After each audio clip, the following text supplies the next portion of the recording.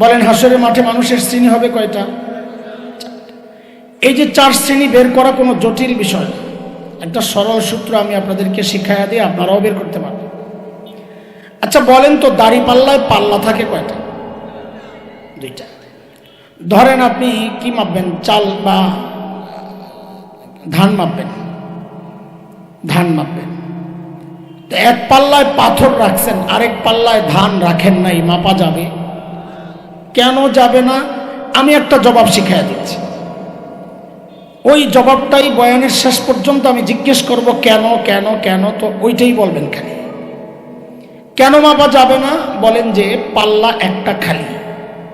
বলেন, আবার বলেন, আবার বলেন। এই যে আমি বললাম পাল্লা একটা খালি, পরবর্তীতে জিজ্ঞেস করলে দেখবেন অনেক পাওয়া যাবে যারা বলবে পাল্লা খালি। আমি পাল্লা খালি বলছি? কি বলছি? তা আবার জিজ্ঞেস করি, এক পাল্লায় পাথর রাখছি, আরেক পাল্লায় ধান দেই নাই, মাপা যাবে? কেন যাবে না? পাল্লা একটা খালি। আচ্ছা যদি আর উল্টা হয়, ধরেন এক পাল্লায় ধান রাখছি, আরেক পাল্লায় পাথর দেই নাই, মাপা যাবে? কেন যাবে না? হাসরের মাঠে আল্লাহর আদালতে এমন কিছু মানুষ উঠবেন যাদের নেকির পাল্লায় নেকি তো আছে, কিন্তু গুনার পাল্লায় গুনাহ নাই একটাও। আচ্ছা আপনারা বলেন তো, তাদের আমল মাপা যাবে? কেন যাবে না? পাল্লা একটা খালি। মাশাআল্লাহ। এই তাদের ব্যাপারেই আল্লাহর সিদ্ধান্ত, তারা বিনা হিসাবে জান্নাতে যাবেন। বিনা হিসাবে কেন? হিসাব কেন হবে না বলেন তো? পাল্লা একটা খালি। আপনারা বুঝেন নাই কথা, তো জবাব দিয়ে। আরেকটা শ্রেণী আসবে ঠিক তার উল্টা, যাদের গুনার পাল্লায় গুনাহ তো আছে, নেকির পাল্লায় নেকি নাই একটাও। বলেন তো তাদের আমল মাপা যাবে? কেন যাবে না? পাল্লা একটা খালি। তাদের ব্যাপারে আল্লাহর সিদ্ধান্ত, ফালা নুকিমু লাহুম ইয়াউমাল কিয়ামাতি ওয়াজনা, আমি তাদের আমল মাপবো না, তাদেরকে বিনা হিসাবে জাহান্নামে পাঠাইয়া দিবেন। বিনা হিসাবে কেন? হিসাব কেন হবে না বলেন তো?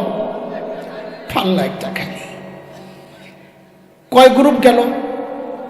বিনা হিসাবে জান্নাত, বিনা হিসাবে জাহান্নাম। আর বাকি আছে কয় গ্রুপ? ওই 2 গ্রুপের 2 পাল্লাতেই আছে। নেকির পাল্লায় নেকিও আছে, গুনার পাল্লায় গুনাহও আছে। কারো নেকির পাল্লা ভারী, কারো গুনার পাল্লা ভারী। তাদের ব্যাপারে আল্লাহর কি সিদ্ধান্ত? আল্লাহ সূরা আল কারিআর মধ্যে নিজেই বলেন, فَأَمَّا مَنْ ثَقُلَتْ مَوَازِينُهُ فَهُوَ فِي عِيشَةٍ رَاضِيَةٍ, যার নেকির পাল্লা ভারী আল্লাহ বলেন সে জান্নাতি। وَأَمَّا مَنْ خَفَّتْ مَوَازِينُهُ فَأُمُّهُ هَاوِيَةٌ, যার গুনার পাল্লা ভারী আল্লাহ বলেন সে জাহান্নামী। কয় গ্রুপ গেছে একটু তাড়াতাড়ি বলেন আমাকে, কয় গ্রুপ? প্রথম গ্রুপ মনে আছে কিনা? যাদের নেকির পাল্লায় নেকি আছে, গুনার পাল্লা খালি, হিসাব হবে। তাদের ব্যাপারে আল্লাহর কি সিদ্ধান্ত? বিনা হিসাবে। হিসাব কেন হবে না? মুখস্থ হইতেছে তো না? আচ্ছা ঠিক আছে। তারা কারা? যাদের নেকির পাল্লায় নেকি আছে, গুনার পাল্লায় গুনাহ নাই একটাও। তারা কারা? আহলুস সুন্নাহ ওয়াল জামাতের আকীদা, উলামায়ে দেওবন্দের আকীদা, সমস্ত নবী মাসুম নিষ্পাপ, কোন নবী জিন্দেগিতে কোনো গুনাহ করেন নাই। বলেন তো আমার সাথে, সমস্ত নবীরা কি আমাদের এই মাসুম না? নিষ্পাপ, নিষ্পাপ। আমগো এই মাসুম নিষ্পাপ, আলহামদুলিল্লাহ, আল্লাহ কবুল করেন। আপনাকে তো মোহতামিম সাহেব, আমগো তো ছোট ভাই, জনের নাম বলে ফেলছি, আবার মাইন্ড করেন না। নবীরা কোন নবী জিন্দেগিতে গুনাহ করেন নাই। কেন করেন নাই? এটা এক ভিন্ন সাবজেক্ট, এমনি সময় কম, ওদিকে গেলে আমি হারাইয়া যাব। তবে ছোট্ট করে একটু বলেনি, যেন একটা বিষয় কিছু হইলেও জানেন। নবীরা গুনাহ কেন করেন নাই? এর অনেক কারণের মধ্যে একটা মৌলিক কারণ হচ্ছে, সমস্ত নবীকে আল্লাহ তাআলা নিজেই গুনাহ থেকে বাঁচায়া রাখছেন। আবার প্রশ্ন আসবে, আল্লাহ খালি নবীদেরকে কেন বাঁচাইলেন?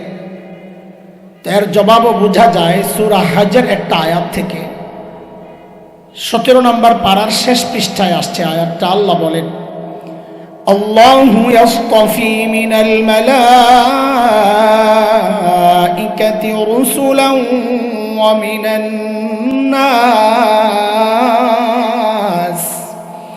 আল্লাহ বলেন সমস্ত রসুলকে আমি আল্লাহ নির্বাচন করছি। নবী রসুল কার নির্বাচন? কোন রাজা বাদশার নির্বাচন? এখন কোন নবী রসুল যদি গুনাহ করেন তো আল্লাহর নির্বাচনটাই প্রশ্নবিদ্ধ হয়ে যায়। আমাদেরকে গুনাহ থেকে বাঁচাতে কাদেরকে নবী রসুল বানাইয়া পাঠাইলেন?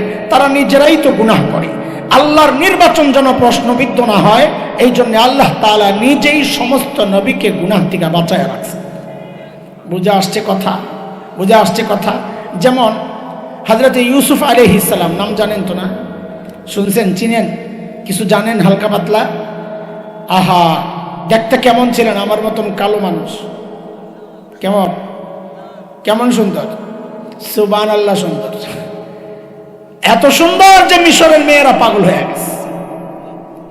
বিশেষ করে ফার্স্ট লেডি জুলাইখা হুজুরে খালি প্রেমের প্রস্তাব দেয়, হুজুর খালি কয় ধরবেড়ি। কিন্তু একদিন তো মহিলা নিয়ে আটকাইছে একেবারে অন্দরমহলে, দরজাগুলা বাহির দিয়ে লাগাই দিয়ে চলে গেছে কাজের মেয়েরা। সাইয়্যিদনা ইউসুফ বুঝে গেছেন আমি তো ফেসে গেছি। তখন তিনি কি করেছেন? পুরা গল্পটা আসছে কোরআন আল কারীমের সূরা ইউসুফ 23, 24, 25, 26, 27 এই আয়াতগুলো পড়বেন, তাফসীর, দারুণ গল্প। আল্লাহ বলেন, وراودته التي هو في بيتها عن نفسه وغلقت الأبواب وقالت هيت لك قال معاذ الله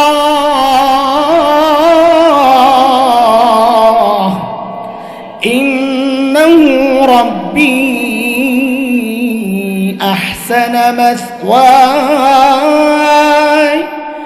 إنه لا يفلح الظالمون। হযরত ইউসুফ বিপদে পড়েই দিয়েছেন এক চিৎকার, আল্লাহ আমারে বাঁচাও। কাকে ডাক দিছেন? বিপদে বললে কারে ডাকতে হয়? বিপদ থেকে বাঁচলে আরেকজন রে। সবসময় কাকে ডাকতে হয়? আল্লাহ। 24 নম্বর আয়াতে আল্লাহ নিজেই বলেছেন আমি বাঁচাইয়া দিছি। তো নবীদেরকে গুনাহ থেকে কে বাঁচান বলেন একটু? আল্লাহ। দেখেন এই বিষয়টা, এই ইস্যুটা আলোচনা আমার উদ্দেশ্য না, আমি একটু লাইন দেওয়ার জন্য কথা গোড়ার থেকে আনলাম, না হয় উদ্দেশ্য দ্বিতীয়টা।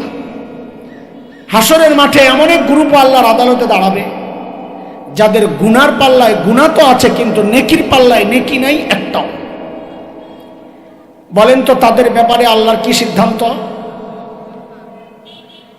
বিনা হিসাবে জাহান্নামে। বিনা হিসাবে বলতে হবে, নাহলে ভেজাল লাগবে। বিনা হিসাবে। হিসাব কেন হবে না? পাল্লা একটা খালি, এটা মনে রেখে। আচ্ছা, একজন মানুষ এতটা খারাপ কি করে হয় যে জীবনেও একটা ভালো কাজ করে নাই, সওয়াবের কাজ? মানব ইতিহাসের সবচাইতে জঘন্যদের একটা হচ্ছে ফেরাউন। এই ফেরাউনও কি জীবনে কোনো ভালো কাজ করে নাই? বলেন আপনারা, করছে না করে নাই? কি করছে? আপনারা তো একজন মাদ্রাসার ছাত্র পালতে চান না, আর ফেরাউন না একজন নবী মূসা আলাইহিস সালামকে লালন পালন করে বড় করছে। কত বড় কাজ, কিন্তু সওয়াব গেল কই? আল্লাহর আদালতে সওয়াব পাওয়ার জন্য ঈমান শর্ত। ঈমান ছাড়া কোনো সওয়াবের হিসাব হয় না। আমি এখন একটা প্রশ্ন করব, এই জবাব দেওয়ার জন্য একটা ময়দান তৈরি করে দিলাম আপনাদের। এবার আপনারাই বলেন, গুনার পাল্লায় গুনাহ আছে, নেকির পাল্লায় নেকি নাই, একটাও তারা কারা? কাফের। বলেন সবাই। আপনারা বুঝেন নাই কথা? বুঝতেছেন কথা? বুঝেন নাই? ভাই বুখারীর দর্স হয়েছে তো আমার বয়ানও এই দর্সের আন্দাজই হয়, মানে ক্লাসের মতো করে। খেয়াল করেন, কাফের আপনারা বললেন। এই সহজ বিষয়টা বোঝানোর জন্য আমি এত পেঁচাল ফাটতেছি না, এটা তো আপনারাও জানেন। কাফেরদের আমল নাই, কিচ্ছু নাই, যাবে জাহান্নামে। আজকে আমি এই কাফেরদেরকে নিয়ে কিছু কথা বলার জন্য এখানে বসি নাই। আজকে আপনাদের সামনে এমন একটা শ্রেণীকে আনতে চাই যারা আমার আপনার মতো মুসলমান নাম ধারণ করে, যাদের মৃত্যুর পর জানাজা হয়, কুলখানিও হয়, মৃত্যু বার্ষিকীও হয়, বার্ষিকীও হয়, কিন্তু শরীয়তের মানদণ্ডে ওদেরকে যাচাই করলে বোঝা যায় এরাও বিনা হিসাবে জাহান্নামে যাবে। এরা কারা? সূরা বাকারায় আল্লাহ এদের সম্পর্কে বলেন, ومن يرتد منكم عن دينه فيمت وهو كافر فأولئك حبطت أعمالهم في الدنيا والآخرة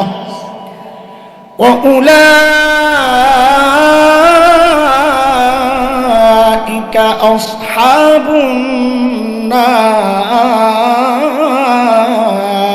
النار هم فيها خالدون।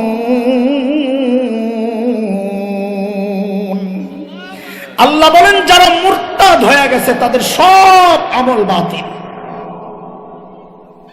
তার মানে নেকির পাল্লায় একটাও নেকি নাই, তো মুরতাদদের হিসাব হবে? বলেন, আগে কি বুঝাইছি? নেকির পাল্লায় একটাও নেকি নাই, সব বাতিল। আল্লাহ বলছেন তাহলে মুরতাদের আমলের হিসাব হবে? বিনা হিসাবে কই যাবে? হিসাব কেন হবে না? পাল্লা একটা খায়। বাকি মুরতাদ কারা? এখন ওই আলোচনায় ঢুকলে আমি আরো ভেসে যাব, এটা লম্বা আলোচনার বিষয়। মুরতাদ কারা? আজকে মুরতাদের পরিচয় আমরা দিচ্ছি না, কিন্তু মুরতাদের একটা সরল অর্থ বলে ওই অর্থের উপর ভিত্তি করে আমরা কথা আগাতে চাই। বলেন আমার সাথে, মুরতাদ মানে হচ্ছে যারা ইসলাম থেকে বের হয়ে গেছে। বলেন বলেন মুরতাদ মানি, আবার বলেন মুরতাদ মানি। আচ্ছা, যারা ইসলাম থেকে বের হয়েছে তাদেরকে কি বলে? সামনে আমরা মাঝে মধ্যে মুরতাদ বলবো, আপনারা বুঝে নিয়েন। মানে হচ্ছে যারা ইসলাম থেকে বের হয়ে গেছে। গত শতাব্দীর শ্রেষ্ঠ 10 জন আলেমের শর্ট লিস্ট যদি করতে বলেন ওলামাদেরকে, তো আমার বিশ্বাস অধিকাংশ আলেমের লিস্টে একজন মহান মানুষের নাম থাকবে। তিনি হচ্ছেন শেখ আবুল হাসান আলী নদভী রহমতুল্লাহ আলাইহি। শেখ আবুল হাসান আলী নদভী আজ থেকে প্রায় 40 বছর আগে একটা লেখা লিখছেন। আমাদের বড়দের কত নিখুঁত দূরদৃষ্টি। আমি যখন হযরতের ওই লেখা পড়ি, আমার কাছে মনে হয় যে হযরত 40 বছর আগে লেখেন নাই, হযরত বর্তমান বাংলাদেশের পরিস্থিতির দিকে তাকায়া তাকায়া এই লেখাটা লেখছেন। কি সেই কথা? হযরত বলেন, দেখো, মুরতাদ মানুষ নবীজি সাল্লাল্লাহু আলাইহি ওয়াসাল্লামের যুগেও হইছে, সাহাবীদের যুগেও হইছে, এই যুগে তার চেয়ে 1000 গুণ বেশি হচ্ছে। আচ্ছা, একটা সংশয় আপনাদের থাকতে পারে যে নবীর যুগেও মানুষ ইসলাম থেকে বের হইছে? হ্যাঁ, হইছে। আমি একটা ছোট্ট করে প্রমাণ দিই, তারপরে আগে। মক্কা বিজয়ের দিন নবীজি সাল্লাল্লাহু আলাইহি ওয়াসাল্লাম মক্কায় ঢুকে সাধারণ ক্ষমা ঘোষণা করলেন, লা তাসরিবা আলাইকুমুল ইয়াওম, আজকে কোনো প্রতিশোধ নাই। 3টা অপশন দিয়েছেন। মান দাখালাল মসজিদাল হারাম ফাহুয়া আমিন, যে মসজিদে হারামে গিয়ে আশ্রয় নিবে সে নিরাপদ, তাকে কিচ্ছু বলবো না। মান দাখালা দারা আবি সুফিয়ান ফাহুয়া আমিন, যে আবু সুফিয়ানের ঘরে গিয়ে আশ্রয় নিবে তাকে কিচ্ছু বলবো না। মান আগলাকা বাবাহু ফাহুয়া আমিন, যে নিজের ঘরে দরজা লাগাইয়া বসে থাকবে, অস্ত্র বের করবে না, তাকেও কিচ্ছু বলবো না। সবাইকে মাফ করে দিলাম। কিন্তু কয়েকজনের নাম নবীজি বলেছেন এদের ক্ষমা নাই, এদেরকে যেখানেই পাওয়া যাবে ধৈর্যই হত্যা করতে হবে। এই এরা কারা? ঐতিহাসিকদের মধ্যে সামান্য কিছু মতপার্থক্য থাকলেও অধিকাংশের যেই মত, শেখ ইবনে তাইমিয়া রাহিমাহুল্লাহ, ওনার এক বিখ্যাত কিতাব আছে এই বিষয়ক, আস-সারিমুল মাসলুল আলা শাতিমির রাসূল। ওই কিতাবে শেখ ইবনে তাইমিয়া রহমানের নাম আনছেন।